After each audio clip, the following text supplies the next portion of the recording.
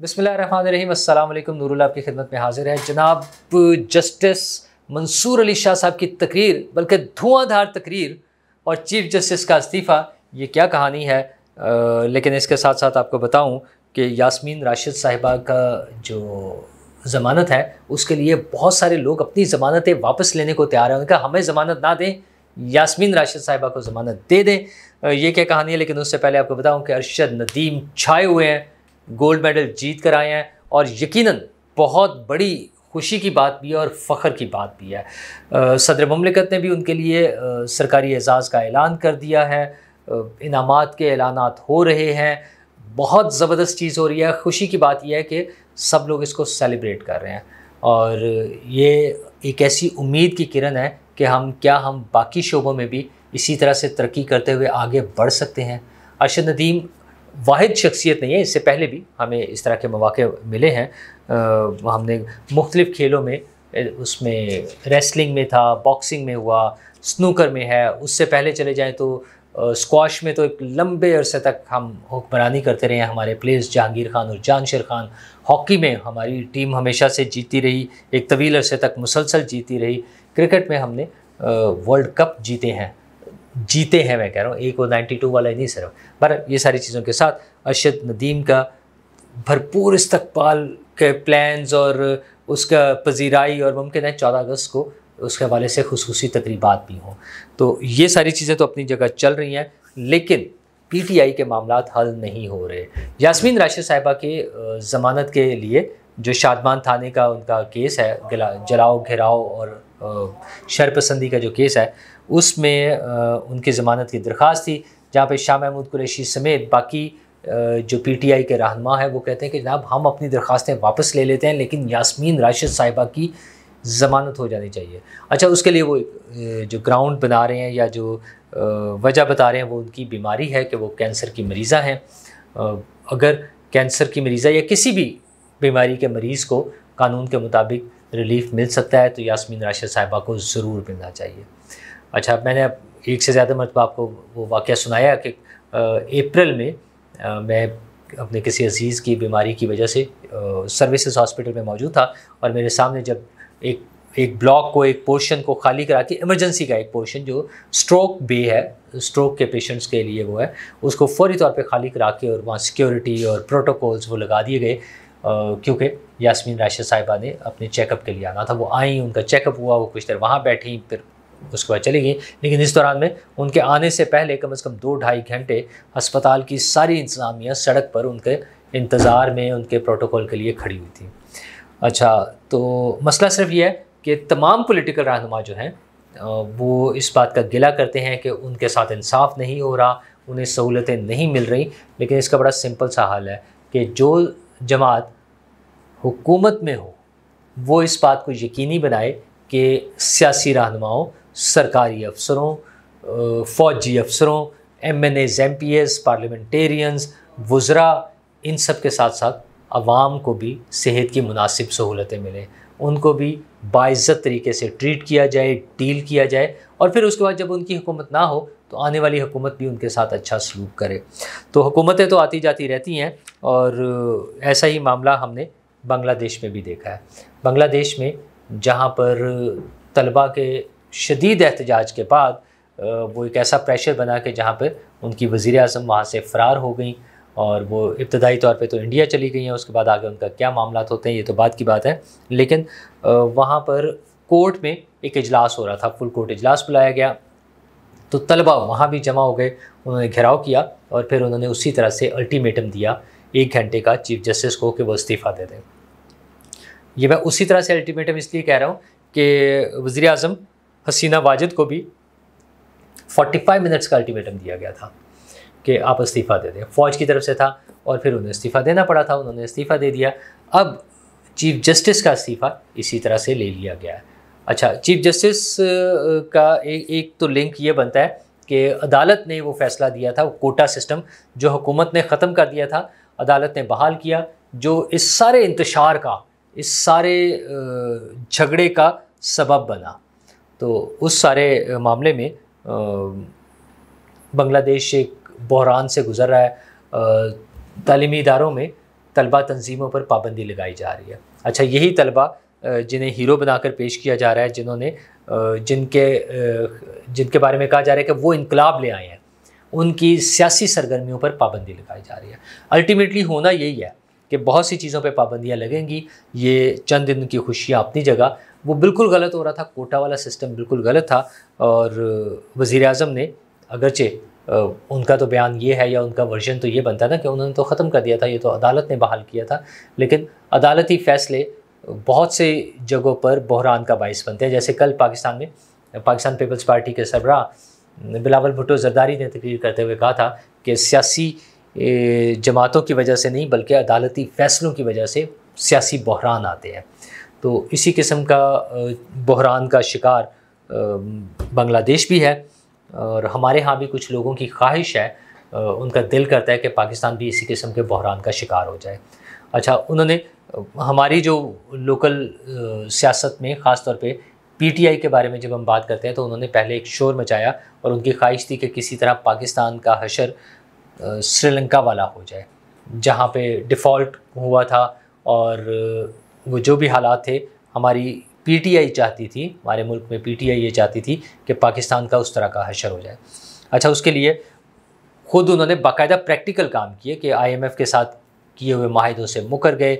خطوط لکھ رہے تھے کہ پاکستان کا پروگرام روک دیا جائے۔ بعد میں جب ان کی حکومت ختم ہوئی تو اس طرح کی ساری حرکتیں وہ کر رہے تھے، لیکن پاکستان، خوش قسمتی کہ پاکستان ان سب چیزوں سے بچ گیا تھا، اور اب وہ ان کے لیے وہ ماڈل جو ہے پاکستان کی تباہی یا بربادی کا، انہیں بنگلہ دیش ماڈل نظر آ رہا ہے، تو اس کے لیے وہ کوشش کر رہے ہیں، لیکن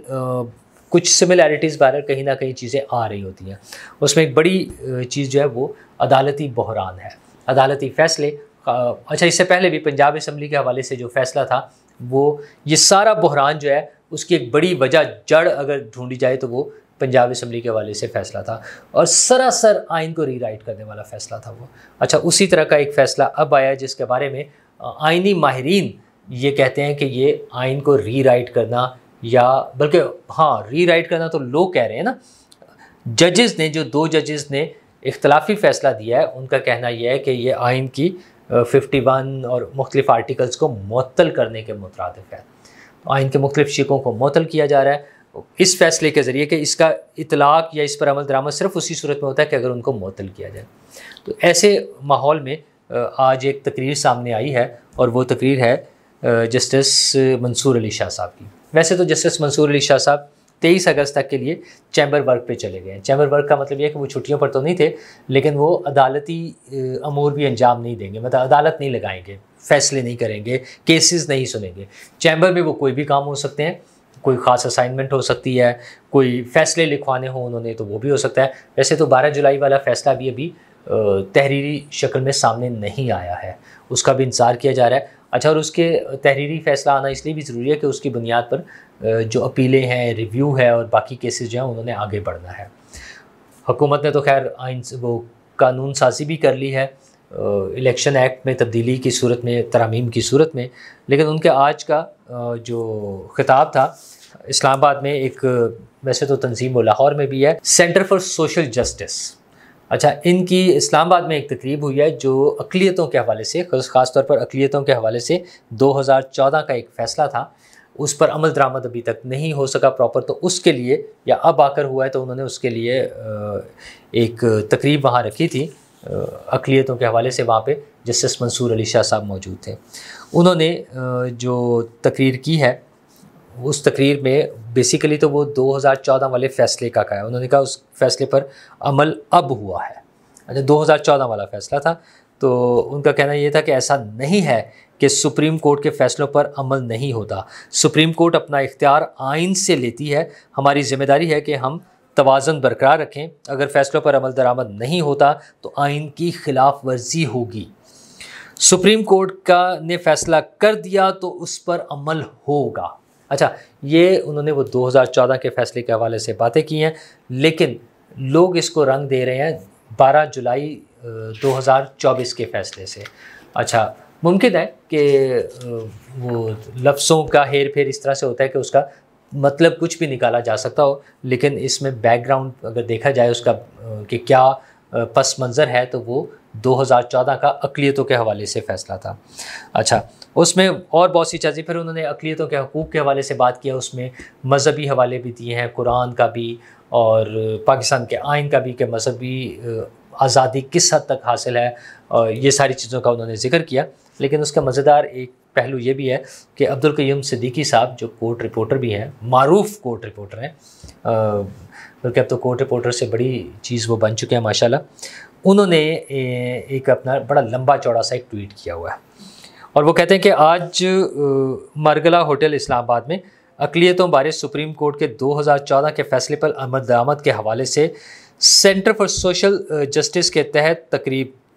تھی۔ مہمان خصوصی سینئر جج سپریم کورٹ منصور علی شاہ صاحب تقریب میں دیگر غیر ملکی اشخاص کے ساتھ امریکی سفارت خانے کی شخصیات بھی پہلی صف میں موجود تھیں۔ جسٹس منصور علی شاہ نے اپنی تقریر کا آغاز ان جملوں سے کیا: ہندوؤں کو نمستے، سکھوں کو ست سری اکال اور مسلمانوں کو السلام علیکم۔ یہاں پر عبدالقیوم صدیقی صاحب کہتے ہیں کہ میں نے سر گھما کر پورے ہال میں جائزہ لیا، لیکن وہاں مجھے تقریب میں کوئی سکھ نظر نہیں آیا۔ ہو سکتا ہے ان کو عبدالقیوم صدیقی صاحب کو نظر نہ آ رہا ہو، منصور علی شاہ صاحب کو نظر آ گیا ہو، تو اس میں تو ایسی کوئی بات نہیں ہے۔ اچھا، پھر شاہ جی نے کہا کچھ انگریزی اور دل کی باتیں اردو میں کروں گا۔ اچھا، امریکی مہمانوں نے کیا کیا کیا اور وہ اپنے خطاب، اچھا اس کے بعد انہوں نے کہا کہ اقلیتوں کے حقوق سے متعلق مختلف مذاہب کی کتابوں، قرآن اور آئین پاکستان کے حوالے دے کر خوبصورت تقریر کی اور یقین دلایا کہ فیصلے پر عمل درآمد کیا جائے گا۔ اچھا، اور انہوں نے ساتھ یہ بھی کیا اس کے عمل درآمد کے حوالے سے چیف جسٹس اور ججز کمیٹی سے بات کریں گے، اس پر بھی بات ہو سکتی ہے، لیکن فی الحال اس کو چھوڑتے ہیں۔ شاہ جی نے تقریب ختم کی، اسٹیج سے اترے، گلدستہ لیتے ہوئے تصاویر بنائی اور باقی ماندہ تقریب جو تھی وہ انہوں نے نیچے بیٹھ کر دیگر مہمانوں کے ساتھ وہ تقریب اٹینڈ کی، اور اس کے ساتھ ساتھ قیوم صدیقی صاحب تو کہتا پھر وہ دور نکل جاتے نا۔ انہوں نے کہا بطور وکیل شاہ جی کبھی الیکشن لڑنے کا بھی ارادہ رکھتے تھے، لیکن پھر وہ جج بن گئے اور اب اگلے چیف جسٹس پاکستان بن جائیں گے۔ ظاہر ہے وہ کچھ عرصے کے بعد چیف جسٹس پاکستان بن جائیں گے۔ اچھا، جہاں انہوں نے اتنی ساری باتیں کی ہیں سپریم کورٹ کے فیصلوں کے حوالے سے، وہ بڑی اہم چیزیں ہیں۔ اصل میں ہمارے ملک میں دو ایشوز ہیں۔ ایک تو یہ کہ کیا فیصلے واقعی ایسے ہوتے ہیں جن پر عمل درآمد نہیں ہو سکتا؟ اچھا، عمل درآمد تو ہو بھی جائے، لیکن یہ نہیں ہو سکتا کہ کوئی ہاں اس میں جو بات ہو رہی تھی کہ یہ نہیں ہو سکتا کہ ججز کے فیصلے کو کوئی اور جج کرے۔ اچھا، اس میں شاہ صاحب تو یہ فرما رہے ہیں، لیکن حقیقت یہ ہے کہ ججز کے ایسے فیصلے موجود ہیں جو بعد میں خود ججز نے اقرار کیا کہ وہ غلط فیصلے تھے، انہوں نے کسی پریشر کے تحت دیے۔ تو آج کے فیصلے پر بھی اگر کوئی تنقید کر رہا ہے اور بڑے بڑے قانونی ماہرین اس پر تنقید کر رہے ہیں تو اس کو ٹھنڈے دل کے ساتھ سنا جا سکتا ہے، اور ابھی تو ڈیٹیلڈ فیصلہ ہی نہیں آیا ہے۔ مطلب اس پہ جھگڑا تو تب ہو نا جب ڈیٹیل فیصلہ آ جائے، ڈیٹیل فیصلہ آ جائے، پھر اس کے بعد اس پہ اپیل اور ریویو یہ سارے پہلو باقی ہوں گے، اس حوالے سے بھی بات ہونی ہے۔ تو ججز کے حوالے سے جتنے بھی فیصلے ہیں، مطلب ظاہر ججز نہیں فیصلے کرنے ہوتے ہیں، ان پر جو تنقید ہو رہی ہوتی ہے یا ان پہ اعتراضات ہوتے ہیں وہ دوبارہ ججز کے ذریعے ہی حل ہوتے ہیں، یا تو خود ججز کبھی آ کر اس کا اعتراف کر لیتے ہیں، یا بعد میں آنے والے ججز ان فیصلوں کو اسٹرائک ڈاؤن کر دیتے ہیں، مطلب وہ بتا دیتے ہیں کہ وہ فیصلے غلط تھے۔ اور تاریخ میں ایسے بہت سارے فیصلے ہیں۔ جسٹس منصور شاہ صاحب نے اقلیتوں کے حوالے سے بڑے بولڈ گفتگو کی ہے۔ ہمارے ملک میں یہ ایک بڑا ایشو ہے، اور گزشتہ دنوں ہم نے دیکھا ہے ایون چیف جسٹس صاحب کو بھی فیس کرنا پڑا۔ تو یہ مسائل ہیں، عدلیہ کو اور پارلیمنٹ کو مل کر، عدلیہ نے تو خیر اس پہ امپلیمنٹیشن کرنی ہے نا، بیسیکلی تو پارلیمنٹ کا کام ہے کہ وہ اس حوالے سے جو بھی ضروری اقدامات ہیں وہ کریں، اقلیتوں کے حقوق ہوں یا اکثریت کے حقوق ہوں، دونوں کو ملنے چاہیے، اور پاکستان کے تمام لوگ وہ اکثریت سے تعلق رکھتے ہوں یا اقلیت سے تعلق رکھتے ہوں، وہ ایک پرامن اور خوشحال زندگی گزار سکیں۔ شکریہ۔